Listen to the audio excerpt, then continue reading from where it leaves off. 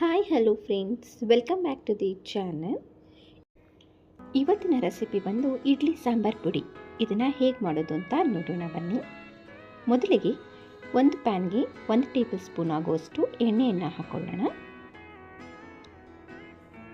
ಎಣ್ಣೆ ಕಾಯ್ದ ನಂತರ 2 table spoon ಕಡಲೆಬೇಳೆ, 2 ಟೇಬಲ್ ಸ್ಪೂನ್ ಆಗುವಷ್ಟು ಉದ್ದಿನಬೇಳೆ, 1/4 ಟೇಬಲ್ ಸ್ಪೂನ್ ಆಗುವಷ್ಟು ಮೆಂತ್ಯ, 1 ಟೇಬಲ್ ಸ್ಪೂನು ಜೀರಿಗೆ,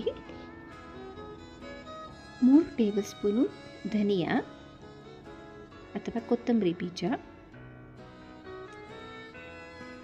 ಇಲ್ಲಿ 1/4 ಟೇಬಲ್ ಸ್ಪೂನ್ ಆಗುವಷ್ಟು ಹಿಂಗನ್ನು ಹಾಕ್ಕೊಂಡಿದ್ದೀನಿ, 1 ಇಡೀ ಕರಿಬೇವು.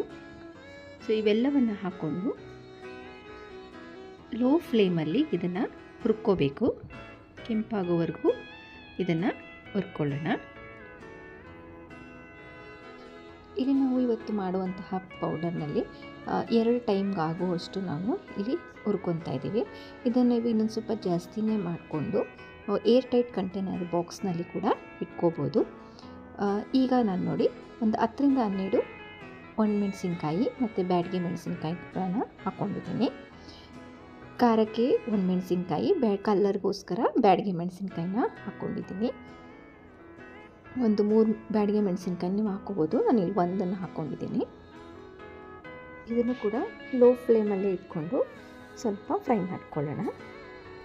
ಹೋಟೆಲ್ನಲ್ಲಿ ನೀವು ಯಾವ ರೀತಿಯಾಗಿ ಇಡ್ಲಿ ಸಾಂಬಾರು ರುಚಿ ಬರುತ್ತೋ ಅದೇ ರೀತಿ ಈ ಪೌಡರ್ನ ಯೂಸ್ ಮಾಡಿ ಇಡ್ಲಿ ಸಾಂಬಾರು ಮಾಡೋದ್ರಿಂದ ಅದೇ ರುಚಿ ಕೂಡ ಬರುತ್ತೆ. ಸೊ ನೋಡಿದ್ರಲ್ಲ ಫ್ರೆಂಡ್ಸ್, ಇಡ್ಲಿ ಸಾಂಬಾರು ಪುಡಿನ ಹೇಗೆ ಮಾಡೋದು ಅಂತ ಮನೆಯಲ್ಲಿ ನೀವು ಕೂಡ ಮನೆಯಲ್ಲಿ ಟ್ರೈ ಮಾಡಿ ನಿಮ್ಮ ಅನಿಸಿಕೆ ಅಭಿಪ್ರಾಯವನ್ನು ಕಮೆಂಟ್ಸ್ ಮೂಲಕ ತಿಳಿಸ್ಕೊಡಿ.